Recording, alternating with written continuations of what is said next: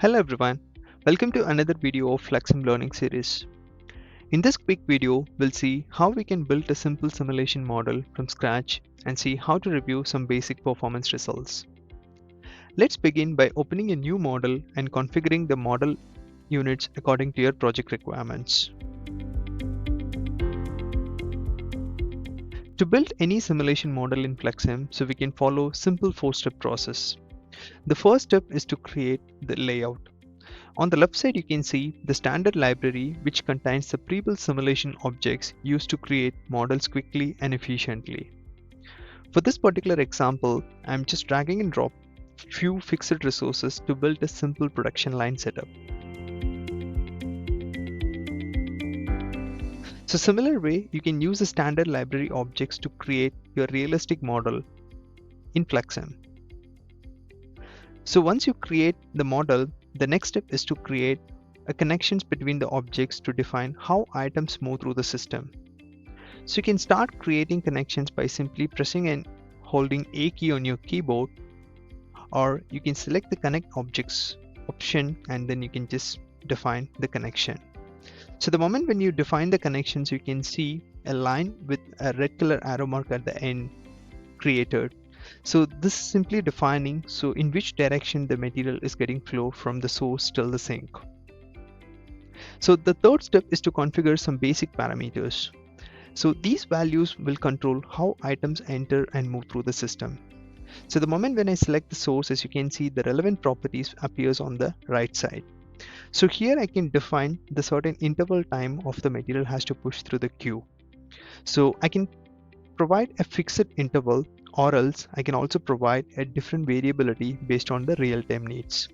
So in FlexSim, we can add variability to make the simulation more realistic, because in real world processing time, usually it will not be same, it will fluctuate.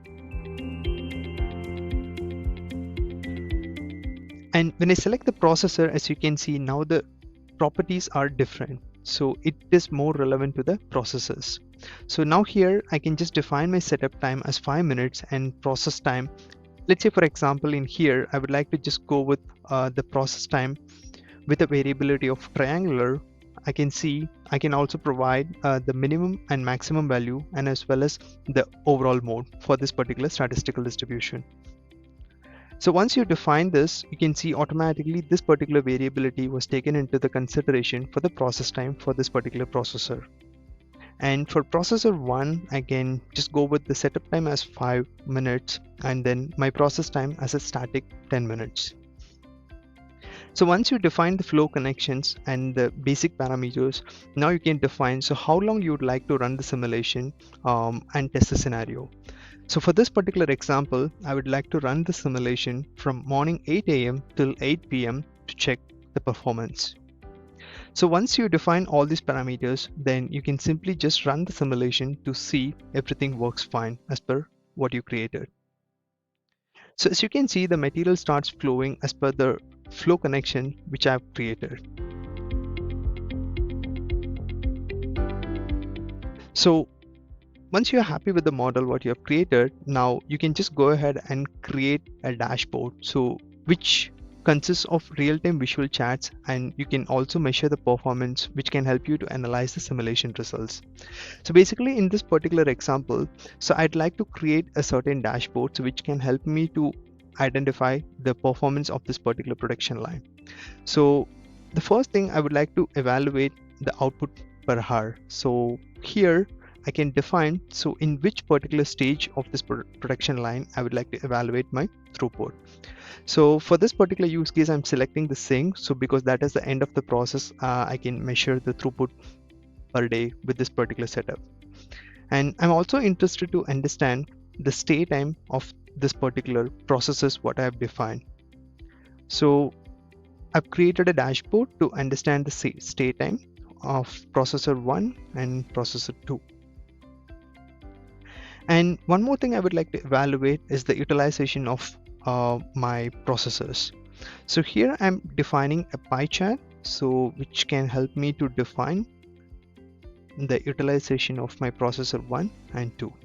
So once you create a dashboard, you can again just go ahead and run the simulation And as you can see here this time, so the dashboard started populating the performance results based on the simulation. So as you can see, the simulation is running from morning 8 a.m. till 8 p.m. And if this production line runs throughout the day, I'll be able to generate 280 throughputs per hour.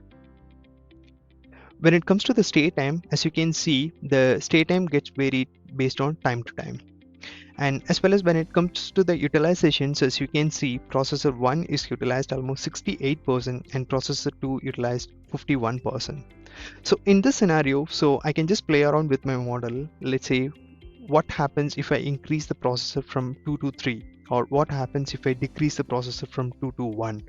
So you can just do a different what if scenarios and just get the best efficient production line before you implement in real time.